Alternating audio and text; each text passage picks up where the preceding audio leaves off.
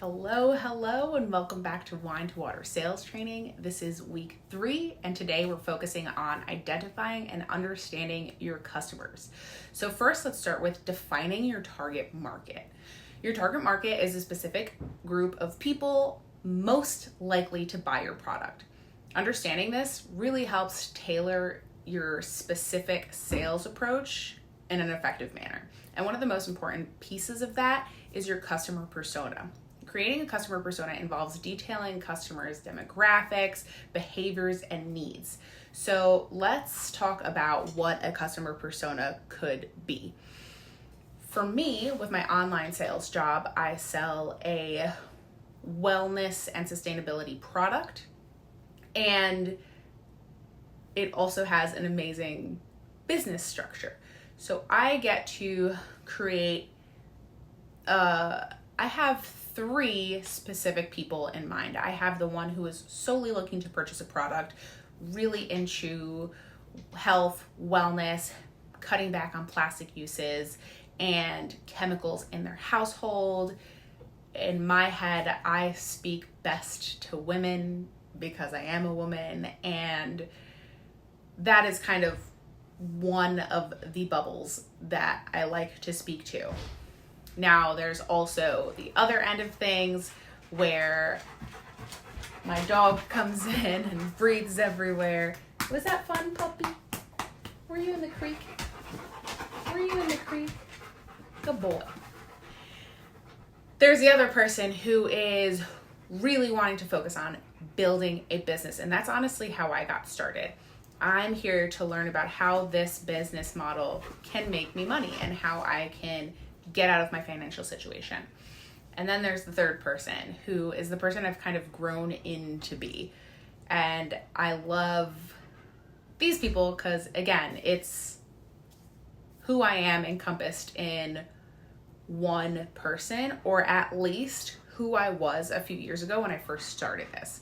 And that person is a millennial woman who is not only looking to get out of her financial situation that's probably a little shitty, but also wants to have a healthier lifestyle and bring that into her home so she can take care of her friends and family in a healthier way, while showing people that it's very possible to cut back on plastics and chemical uses in the home and using that product to make money.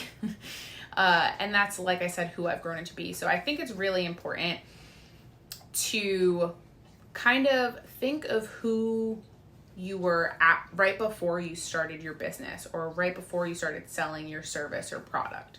Think about that person 2 steps behind you, and that is who your ideal target customer should be or could be. Because it's really hard to, as a consumer, look at somebody who has everything together and say, oh, that's true, I want that life. That's so far ahead, especially when it comes to a business structure. If I was already a multimillionaire and telling people, hey, you can go from being in debt to being a millionaire, it's going to be harder for people to wrap their heads around it. But where I am now, I can say, hey, I started this business to get out of debt, and here's what it's going to look like when I do get there. Let me show you the few steps that I've learned. This is going on a tangent so bad, but this is what I've already learned. Let me show you the few steps that I've already taken and kind of help you along the way as I'm also growing. And it's easier for people to see those 2, 3, 5 steps ahead of themselves, where their current situation is, than it is to see somebody who already has the life of luxury. It's a nice idea. It's really great, but it's harder to wrap your head around and really get comfortable to that point. Sorry for the tangent, but I kind of feel like it goes together.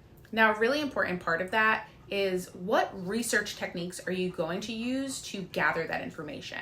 So you can use surveys, you could do interviews and data analysis to gather information about the customers, which is a really easy thing to do with Instagram and other social media platforms that allow you to quite literally poll your followers and get feedback from them.